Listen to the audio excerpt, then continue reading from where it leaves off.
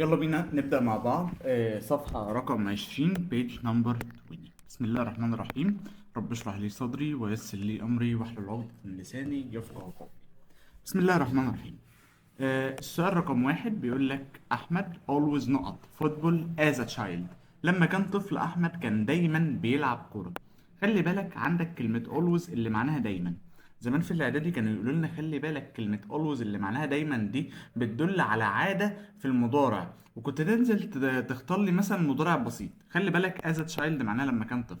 غير كده وكده أحمد ما ينفعش ياخد المصدر. أحمد على الأقل لو هو مضارع بسيط هياخد بلايز. طب بليد ماضي بسيط ولا هاز بليد مضارع تام ولا ووز بلاينج ماضي مستمر؟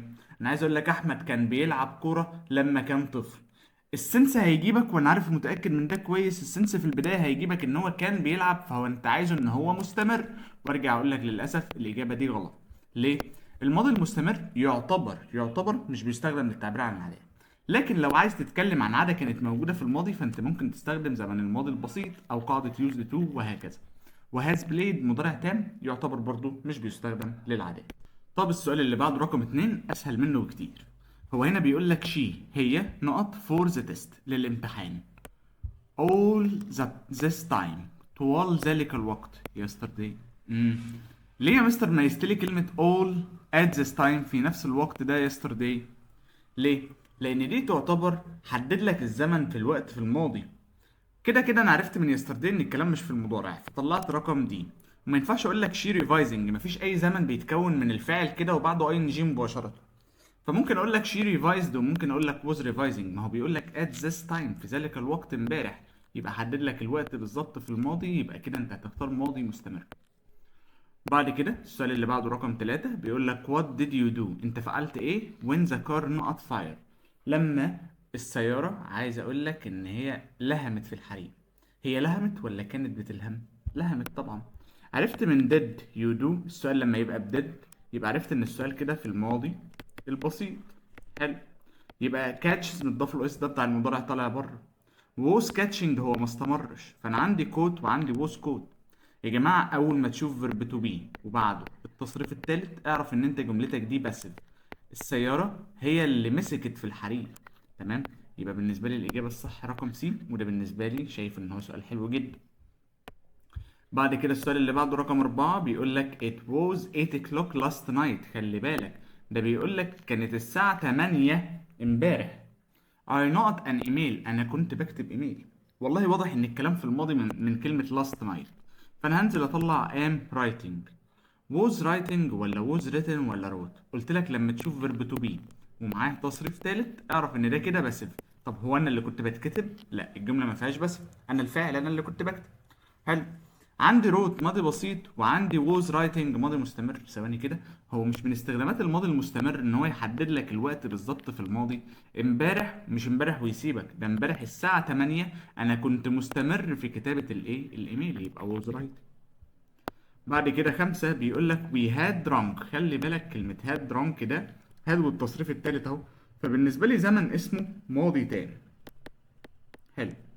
We had drunk all our water before we realized there not any left. تمام. عرفت من كلمة any إن أنا عاوز نفي. حلو. فأنا هدور لك تحت هنا على نفي، ده كلهم نفي. عرفت من الماضي التام إن لازم الماضي التام بيكون دايما معاه الميكس بتاعه هو ماضي بسيط فقط، ما ينفعش يبقى أي زمن تاني. حلو. والله انا هطلع hasn't دي عشان هي مش في الماضي، دي في المضارع. طب يا مستر didn't be. يا جماعه مفيش حاجه في الانجليزي نهائي نهائي اسمها didn't be. اوعى تفكر ان في حاجه في الانجليزي اسمها didn't be. انا عندي weren't وعندي wasn't. طب ما هو الاتنين مش موضح لي هو الكلام على مفرد ولا جمع. wasn't بتاعت المفرد و weren't بتاعت الجمع. بص كده بيقول لك we had drunk all our water. احنا شربنا كل الووتر كل الميه قبل ما ندرك ان ما كانش فيه اي حاجه فاضله، يبقى بتعود على الميه، والميه طبعا لا تعد فتعامل معامله المفرد فتبقى wasn't. سؤال مدمج ازمنه وسؤال في نفس الوقت من يونت 9 بيشوف لك انت عارف الووتر تعد ولا تعد ولا لا، عارف ان في حاجه اسمها didn't be ولا لا. خلي بالك بقى واصحى للامثله عامله ازاي. من البدايه بس مش عايزك تسرع الفيديو لان انا بشرح لك كل حاجه ببساطه وبالراحه. يعني انت اصلا لو مش مذاكر خالص هتلاقي نفسك الحمد لله فاهم وعارف تحل، وليه دي اخترتها وليه دي ما اخترتهاش. وخليك عارف ومتأكد ان انت اصلا لو ما ذاكرتش طول السنة هتلاقي ان الموضوع بالنسبة لك بسيط، لان انت الشرح بالنسبة لك بيتوضح لك. فانت لو فهمت الشرح بتاع المثال دي ليه اخترتها كذا وليه اخترتها كذا، صدقني عمرك ما هتقع فيها تاني. السؤال اللي بعده رقم 6 بيقول لك زير ميراج. ميراج معناها زواج. زواجهم نقط on love على الحب and mutual respect والاحترام المتبادل. كلمة mutual دي عايزك تكتبها في السكتش بتاعك وتحفظها، معناها مشترك ومتبادل. حتى دايما بنشوفها لما بنخش على البروفايل بتاع اي حد، لما بتخش يعني على بروفايل الكراش كده، فبتلاقي كلمة mutual friends يعني الاصدقاء المشتركة ما بينكم، بتقعد تشوف مين كده. فكلمة mutual معناها مشترك.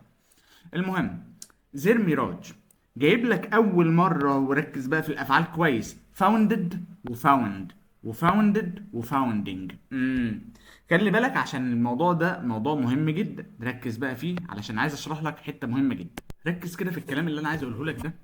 بص يا جماعه، انا عندي فعل اسمه في المصدر بتاعه اسمه find. خلي بالك find ده معناه يجد، ده احنا عارفينه من ابتدائي. find والتصريف التاني منه found وجد، والتصريف التالت منه فاوند، والفعل ده احنا عارفينه من زمان، ده معناه يجب. خلي بالك الفعل اللي بدأ معاك من أولى ثانوي اسمه يؤسس، المصدر بتاعه اسمه أصلا فاوند، معناه يؤسس، ده المصدر. التصريف التاني منه فاوندد، ده فعل منتظم يعني أهو بإضافة إي دي، والتصريف التالت منه فاوندد. يبقى خلي بالك ان في عندك بيتلاعب معاك ان في فعل اسمه find وفي فعل اسمه found. فركز تاني بقى في المثال.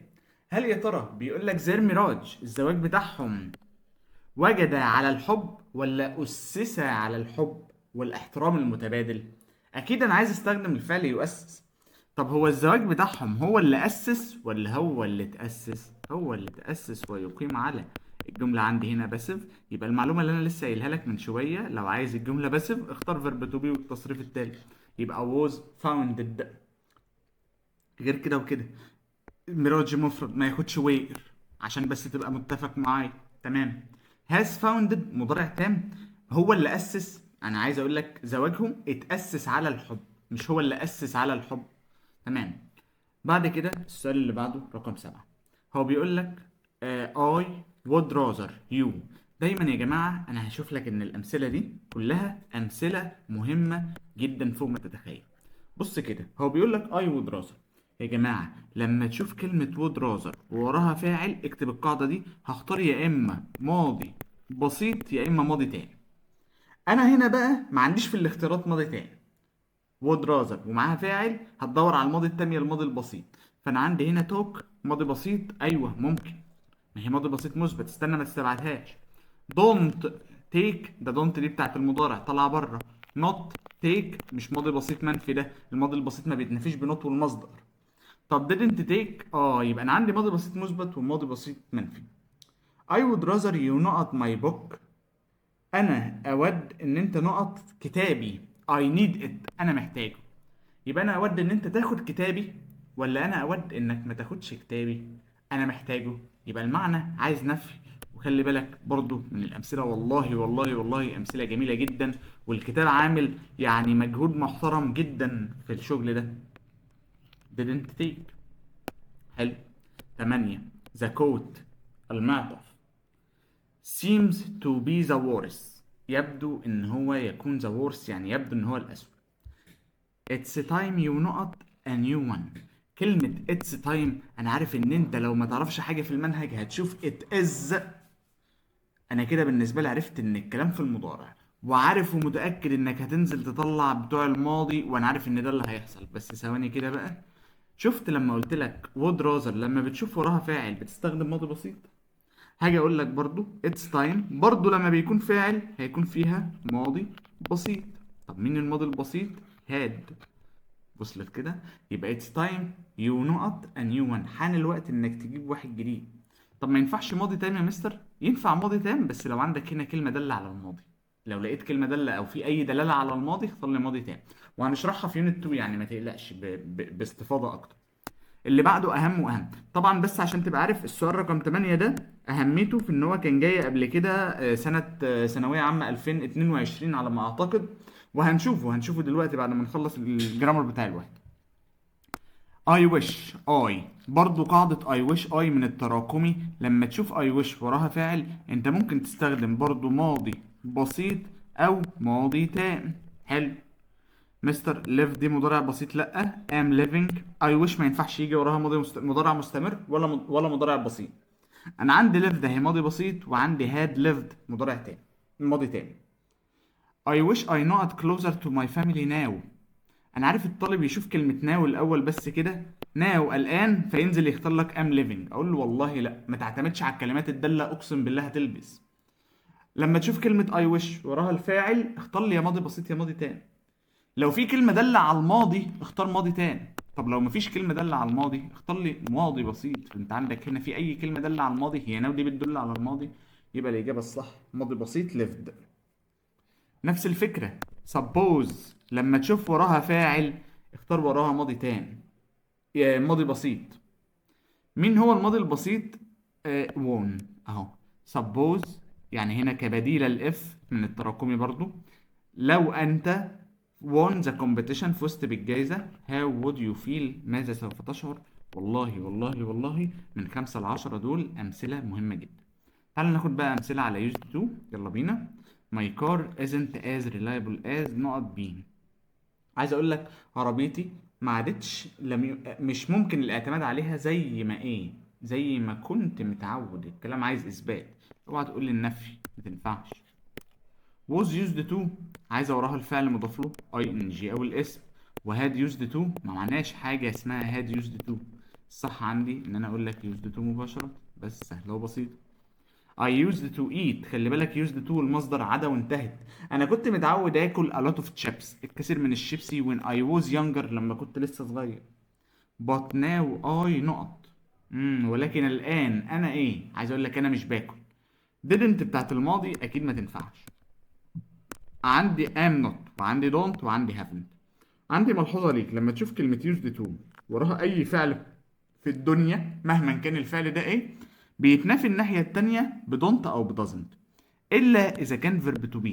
لو هو verb to be هو اللي بينفي نفسه، فكده كان هيبقى am not. طب هنا بيقول لك I used to eat، تعود إن أنا آكل، يبقى النفي بيتنافي ب don't.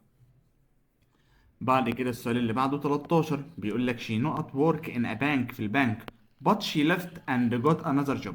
تعالى بس حدد زمن الجملة. she not work in the bank but ولكن she left ولكنها غادرت and got another job. يبقى عايز اقول لك ان هي كانت متعودة ان هي ايه تشتغل في بنك، ولكنها غادرته وبقت شغالة في وظيفة تانية عدا وانتهت. والله got used to التانية دي بيجي وراها فعل مضاف له ing او اسم. didn't used to المعنى مش عايز نفي، واز يوزد تو عايزه وراها برضو يا الفعل متضاف له اي ان جي الاسم، فاللي تنفع معايا بيجي وراها مصدر هي يوزد تو المصدر. سهله، حاجات على الاعدادي. بعد كده 14 بيقول لك زير نقط تو بي ا شوبينج سنتر هير. يا جماعه في مصطلح اسمه زير يوزد تو، يا اما زير didn't used to. isn't used to مش موجود معايا. didn't used to ولا didn't used ولا isn't using. الاول والاخير مش معايا، هو اسمه زير didn't use. حلو يا مستر. طب التالتة دي مش معايا. didn't يا جماعة ما ينفعش يجي وراها تصريف تالت، مفيش حاجة اسمها في الانجليزي didn't used. لو لقيت didn't used او did حتى ومعاها used اعرف ان انت كده غلطان. سواء did او didn't بيعوزوا الكلمة في المصدر، والمصدر اسمه use مش used. نفس الفكرة هي اللي انا لسه شارحها اهي. 15 بيقول لك نقط you use to go swimming when you were young. لما انت كنت صغير، الكلام في الماضي، طلع دو بتاعت المضارع، ووير بتاعت الماضي ما ينفعش يجي معاها فعل من المصدر، وار بتاعت المضارع طالعه بره، يبقى الاجابه الصح هي did. بعد كده السؤال اللي بعده رقم 16 سهل جدا وبسيط، ركز فيه. when I first came ماضي بسيط اهو to the USA. فأول مرة أنا جيت فيها لليو اس اي. It was strange to hear English. كان غريب عليا إن أنا أسمع الإنجليزي everywhere في كل مكان. But I not it now. ولكني عايز أقول لك اتعودت عليه الآن. عادة في المضارع صح؟ حلو. عندي used to عايزة وراها مصدر. طب بذمتك it ده مصدر؟ لا. am using to مفيش حاجة اسمها am using. الفعل use ما ينفعش أصلا يستمر، بمعنى يعتاد يعني ما ينفعش يستمر. طب used to ولا am used to؟ ما هي used to برضه عايزه وراها مصدر. طب ما يا مستر am used to دي يا مستر عايزه وراها الفعل مضاف له ing او الاسم او الضمير. يبقى بالنسبه لي هنا هي am used to هي اللي تنفع معايا اجابه. سهله جدا. There are some things يوجد بعض الأشياء in his life في حياته that you will never اللي أنت عمرك ما أبدا عايز أقول لك تتعود عليه. واخد بالك من there are الكلام في المضارع ف used to ولا used to؟ used to دي بتاعت الماضي لأ. get used to ولا be used to؟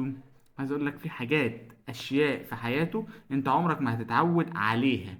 عليها دي بتعود على إيه؟ على الثينكس على الأشياء يعني بتعود على noun أهي. بي يوزد دي مش هتنفع معايا. اللي تنفع معايا يا يوز تو يا جيت يوز تو. طب يوز تو بتعوز وراها مصدر وجيت يوز تو بتعوز وراها يا الفعل متضاف له اي ان جي يا اما النوع. طب هو في ولا وراها ولا ده ولا ده؟ شوف هي بتعود على ايه. There are some things يوجد بعض الاشياء in this life في الحياة that you will never اللي عمرك ما هتتعود عليها. عليها دي بتعود على ايه؟ على الثينكس على الاشياء يعني بتعود على اسم. يبقى الاجابة الصح هي get used to. مثال ثعباني جدا حلو. بحب انا الامثله الثعبانيه دي. بعد كده 18 بيقول لك I am not used to انا مش متعود على نقط this kind of work. I find it comfortable انا شايف ان هو uncomfortable انا اسف معناها غير مريح. عارف انك هتنزل تختار do used to والمصدر. حبيبي والله قايل لك لما يكون في am او get used to بيجي بعدها يا الفعل متضاف له ing يا اما الاسم فانا عندي الفعل متضاف له ing اهو. ذا ساتلايت نظام الأقمار أو الساتلايت نقط ترانسميت. عايز أقول لك بيستخدم ولا هو متعود إن هو ينقل السيجنالز الإشارات around the world حول العالم. عايز أقول لك إن هو بيستخدم قاعدة يستخدم. أنت بدأت أهوت بالمفعول object passive. الجملة عندك هنا passive. عايز أقول لك إن الساتلايت هو الإيه؟ هو المفعول. دور دايما على الإجابة اللي فيها verb to be والتصريف التالت. دي used to ما فيهاش verb to be تمام و get used to برضه ما فيهاش verb to be. أنا عندي is used for و is used to. خلي بالك كده كده عشان تبقى عارف قيس على كده دايما. حرف الجر for من حروف الجر اللي في الغالب بيجي بعدها يا الفعل متضاف له ing يا إما الاسم. أما حرف الجر to فهو في الغالب وبنسبة كبيرة بنسبة كبيرة قوي في الإنجليزي مش بنسبة 100% بيجي بعده المصدر. فاجي أقول لك the satellite is used to transmit signals. تعال نكتب مع بعض القاعدة بتاعتها. بص صلي بينا على النبي. لو عايز اقول لك ان انت عندك قاعدة يستخدم used to بيبقى في العادي قبلها المفعول اللي بيستخدم. عايز اقول لك مثلا القلم بيستخدم للكتابة واحط لك بعده verb to be المناسب am is are زي ما يكون. ولو هي used to بتحط لي بعدها المصدر بيستخدم لكي. ولو هي used for فبيجي بعدها يا الفعل متضاف له ing او الاسم. تتحفظ بقى ملهاش حل تاني تتحفظ تثبت الكام يوم اللي فاضلين. السؤال اللي بعده بيقول لك I was sleeping انا كنت نايم. خلي بالك ده ماضي مستمر. انا كنت نايم happily. happily يعني بسعادة مش happy يعني سعيد. happily يعني بسعادة. when a loud noise نقط me up لما في صوت عالي ودوشة عالية صحتني ولا كانت بتصحيني صحتني. حلو يبقى صحتني ده حدث قصير. دايما الأحداث القصيرة في الإنجليزي بتكون ماضي بسيط. صحتني في الماضي فتبقى الإجابة الصح woke. طبعا wake هو المصدر.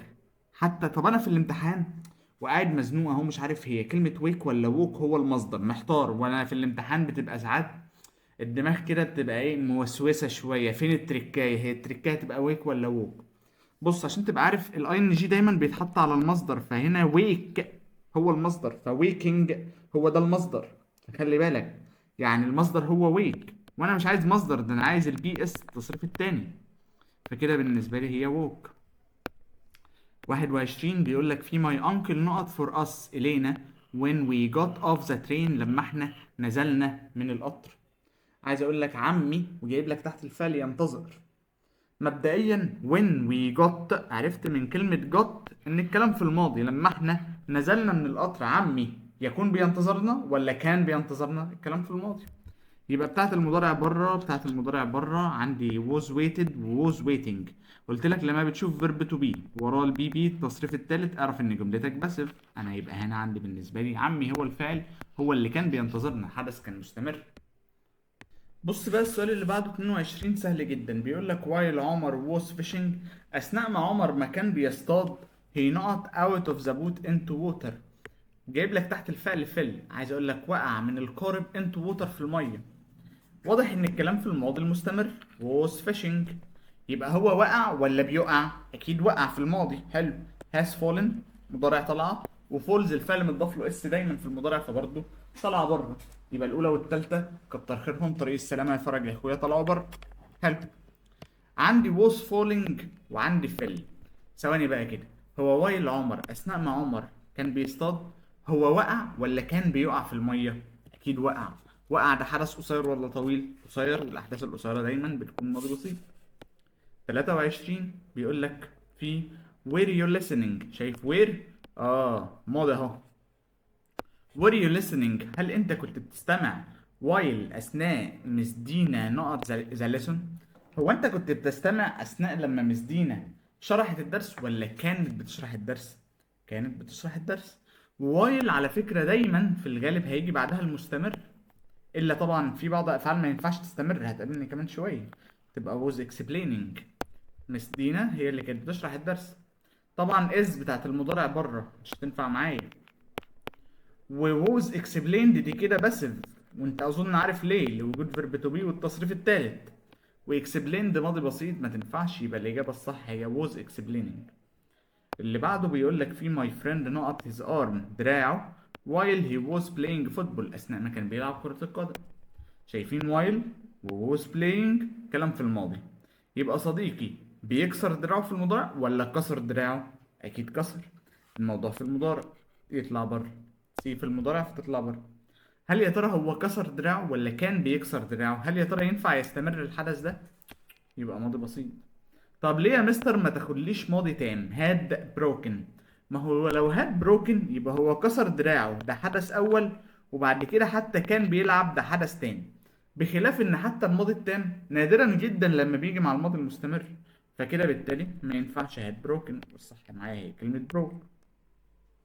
25 بيقول لك we were discussing the holiday، احنا كنا بنناقش الاجازة. شايف we were discussing and not a good time as well. شايف and بتعطف اللي قبلها على اللي بعدها.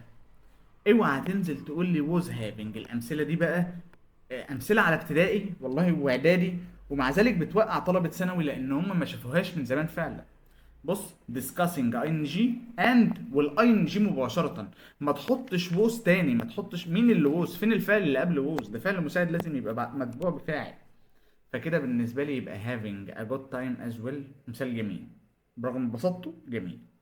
26 بيقول لك I not attention الانتباه while I was doing أثناء ما أنا كنت بعمل doing the exam بأدي في الامتحان and made mistakes وعملت أخطاء. عرفت من was إن الكلام في الماضي وكمان من made، يبقى أنا هنزل أطلع أي حاجة لها علاقة بالمضارع am paying بره و don't بتاعت المضارع بره. عايز اقول لك ان انا ما كنتش مهتم pay attention to معناها ان هو يهتم بيه. طب عرفت ان wasn't paid دي عمرها ما هتنفع اجابه. ليه wasn't paid دي مش هتنفع اجابه؟ ما هي بس wasn't اهي بالنسبه لي verb to be والتصريف التالت، فيبقى الاجابه الصح wasn't paying، انا ما كنتش مهتم، ماضي مستمر. بعد كده امثله بقى على الافعال اللي ما بتستمرش. I not a bike when I was a child لما كنت طفل، يبقى لما كنت طفل كان عندي عجلة. امم الفعل يمتلك ما ينفعش يستمر، فدايما هيتحط في الماضي البسيط. هختار لك هاد. طب ما ينفعش هاف، هنا بيقول لك ووز، وهاف دي بره. ووز هافنج ما تنفعش ليه؟ ووز بتاعت الماضي المستمر لان الفعل هاف ما ينفعش يستمر. 28 نفس النظام I not eating pizza when I was young، عايز اقول لك انا بحب او كنت بحب. هل يا ترى الفعل يحب ينفع يستمر؟ يعني ينفع اقول لك انا بحب السمك او بحب الفشار؟ اكيد لا، الفعل يحب ما يستمرش. بره بره بره، الاجابه الصح هي لايكد. عمرو وجايب لك تحت الفعل سميل. خلي بالك سميل بيحتمل معنيين، لو بمعنى يشم ينفع يستمر عادي، لو بمعنى يعطي رائحة أو يعطي مثلا يعطي رائحة ده ما ينفعش يستمر. طب هو عمرو بيعطي رائحة الزهور ولا كان بيشم الزهور when a bee flew in his face لما في نحلة طارت على وشه؟ يبقى هو كان بيشم الزهور وفجأة نحلة طارت على وشه. يبقى مبدئيا فلو ده عرفت منها ان الكلام في الماضي، هنزل اطلع اي حاجه لها علاقه بالمضارع. طلعت از، طلعت هاز، شكرا. عندي سميلد وعندي ووز سميلنج. الصح عندي ووز سميلنج لان هو تقاطع احداث اثناء ما هو ما كان بيشم في حاجه قطعته، ان النحله طارت في وشه. تمام. بعد كده السؤال اللي بعده we were good friends، احنا كنا اصدقاء جيدين. we not each other years ago. طبعا هتشوف لي كلمة اجو وهتنزل تقول لي عايز ماضي بسيط، فانا عارف انك هتختار دي وهي الاجابة الصح. فاكرني هقول لك الغلط، انا عارف بس هي الاجابة الصح. طب ما تنفعش didn't know، ما هو برضه هو ماضي بسيط. ما هو بيقول لك احنا كنا اصدقاء جيدين، يبقى احنا نعرف بعض من سنوات فاتت. طب ما تنفعش was knowing، احنا كنا عارفين بعض من زمان من سنوات فاتت. طبعا الفعل know يعرف، ما ينفعش ان هو يستمر. بعد كده السؤال اللي بعده 31 نقط at home when you arrived لما انت وصلت. was your mother at home ولا was your mother being at home ولا is your mother ولا did your mother be؟ بص هقول لك على حاجة. عرفت لما when you arrived عرفت ان الكلام في الماضي. حلو. هنزل اطلع is دي بتاعت المضارع، شكرا. مفيش حاجة في الإنجليزي ولا اسمها did you be ولا did والفعل be verb did ما يجيش مع be. زي ما قلت لك من شوية مفيش حاجة اسمها didn't be، فالأخيرة بره. طب verb to be اللي هو يكون ينفع يستمر؟ ما ينفعش إن هو يستمر، يبقى الإجابة الصح هي الأولى. I was enjoying the party، أنا كنت مستمتع بالحفلة. واخد بالك من was إن الكلام في الماضي. but هاني نقط to go home، بس هاني عايز أقول لك كان عايز يروح البيت. كان عايز، حاسس ان انا عايز اختار ماضي مستمر كده. هقول لك للاسف الفعل want ما ينفعش ان هو يستمر لان هو فعل من افعال الحاله، وتبقى الاجابه wanted. اسئله على during و while وحاجات حلوه شبه دي كده. بيقول لك I fell asleep نقط I was reading a story. شايف was reading ماضي مستمر. انا وقعت في النوم while اثناء ما انا ما كنت بقرا القصه. ما هي كلمه while بيجي بعدها ال ing. بعد كده the power went out الكهرباء قطعت نقط the storm اثناء العاصفه. مش العاصفه دي بالنسبه لي نون، يبقى during هي اللي بتيجي مع النون، خلي بالك. while بيجي بعدها اسم او فعل بيجي بعدها فعل مضاف ل ing. when نفس النظام. just as بتعوز وراها جمله كامله فما تنفعش على فكره. بعد كده she played a lot of tennis هي لعبت الكثير من التنس نقط she was younger لما كانت صغيره. هو مش was ده ماضي بسيط صح؟ until ما تنفعش بتعوز قبلها نفي. during اثناء بتعوز بعدها يا اسم يا فعل، بتعوز دايما وراها الاسم. while بتعوز وراها الفعل متضاف له ان جي يا اما ماضي مستمر. يبقى الاجابه الصح والانسب هنا هي كلمه when وليست while. عارف لو مفيش قدامي when وفي while بس كانت هتنفع اجابه، لكن وجود when وwhile لا، الاولى والاصح هي كلمه when. اللي بعده بقى جميل جدا جدا جدا، خلي بالك منه، من الافكار المهمه جدا بقى اللي هي يعني ايه. انا وصلت كده للقاعده في حتت مهمه جدا لازم ابقى عارفها. نسمع كده. their teachers arrival دي معناها وصول، و their teachers معناها المدرس. يبقى وصول المدرس. the students الطلبه stopped making noise بطلوا يعملوا دوشه. while معناها أثناء، و on معناها بعد، أو when معناها عندما أو أثناء، و during معناها أثناء. أختار لك أنهي فيهم. during دي بيجي بعدها الاسم أهو، بالنسبة لي teachers arrival اسم. while بتعوز وراها الفعل متضاف له ing، وكمان when هي كمان بتعوز وراها الفعل متضاف له ing زي ما قلنا during بتعوز وراها النوم. طب on ما بيفرقش معاه، يا إما فعل متضاف له ing أوكي، يا إما نون برضه أوكي. طب انا كده بالنسبه لي طيرت بي سي واي. عندي اون وديورنج.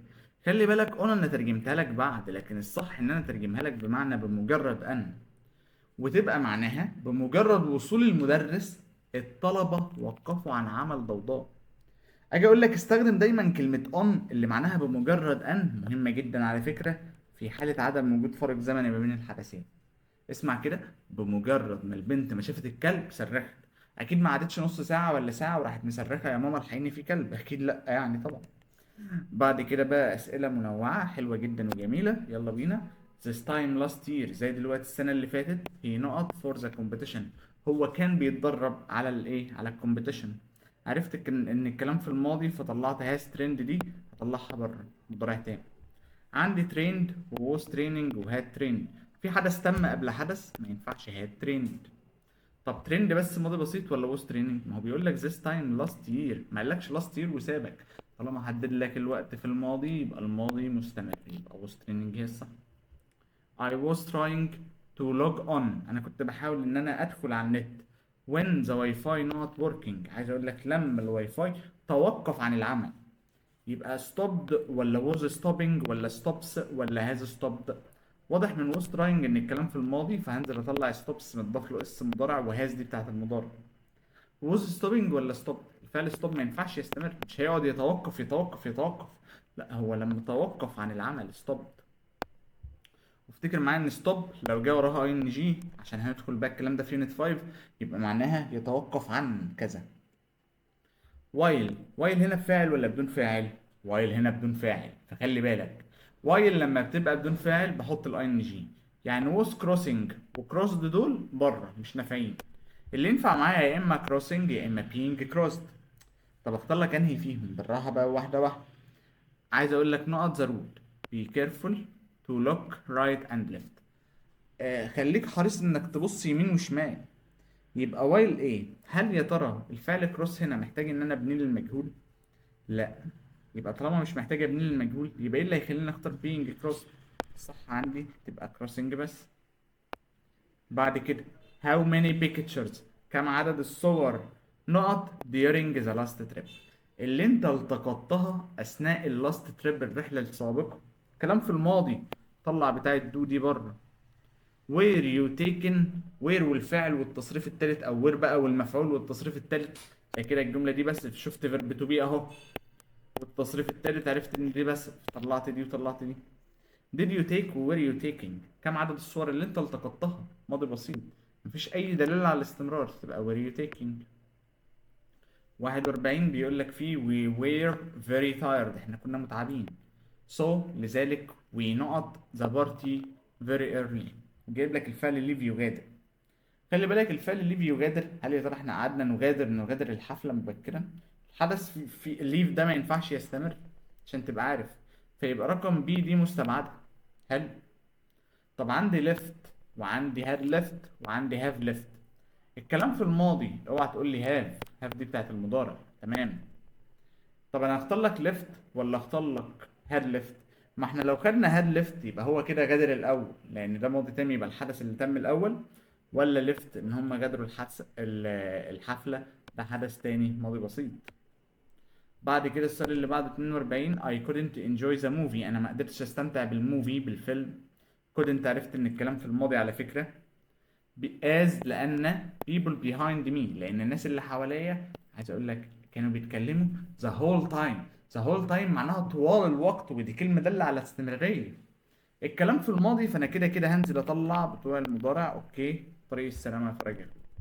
talked ولا were talking؟ انا لسه قايل لك the whole time بتدل على استمرارية، يبقى were talking. بعد كده 43 هي نقط about his success he annoyed me.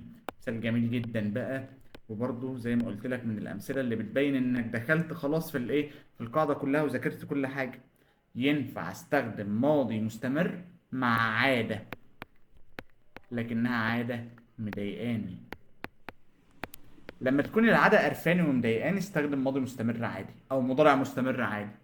طب بص، هي نقط about his success، عايز اقول لك ان هو دايما بيتفاخر بنجاحه. it annoyed me، هذا ازعجني، عرفت ان الكلام في الماضي. فاوعى تقول لي is always posting، الصح هنا was always posting، ان هو كان دايما بيتفاخر. فكره مثال جميل جدا. الجمل بقى اللي جت قبل كده في امتحانات الثانويه السابقه زي ما قلت لك دايما كلها مهمه، ركز بقى عليها عشان احنا دخلنا اهوت. اول واحده دور اول 2022، طلعت 22 زي ما قلت لك. اتس تايم وراها الفاعل، طبعا هختار لك الماضي البسيط يا الماضي التام، ما كانش موجود يومها غير الماضي البسيط. وزي ما قلت لك الناس شافت كلمة از قالت لك ده مضارع، انزل اختار لي ستادي. اوعى تختارها ولا مستقبل. الصح يا ماضي بسيط يا ماضي تام. طب ماضي بسيط اهو، امتى يبقى ماضي تام؟ لو راح جاي قايل لك مثلا لاست يير مثلا، وحاطط لك اي كلمه داله على الماضي او اي دلاله على الماضي في الجمله التانيه. 45 سهل جدا وبسيط. أزهر علمي دور أول 2023. I not plans for، وجايب لك الفعل make يصنع ويخطط، make plan for the trip to London when he called last night، لما هو اتصل last night. عرفت من when وراها call دهوت ماضي بسيط، عرفت ان الكلام في الماضي. هطلع بتوع المضارع، هطلع الأولى والأخيرة. تمام. had made ولا was making. لما هو كلمني امبارح، انا عملت خطة حدث اول ولا كنت بعمل خطط؟ الحدث كان مستمر. طبعا الحدث كان مستمر، انا كنت بعمل خطط وهو جه كلمني قاطعني، يبقى ده اسمه تقاطع احداث. وبكده الحمد لله نكون خلصنا الجزئية بتاعت النهاردة. من فضلك ما تنساش تعمل لي لايك وشير وسبسكرايب عشان تشجعني دايما ان انا استمر. توفيق لكم جميعا. انا مستر مصطفى، اشوفكم ان شاء الله باذن الله في فيديو قريب. زي ما فكرتك بقى، ما تنساش اللايك والشير والسبسكرايب. بالتوفيق ليكم، سلام.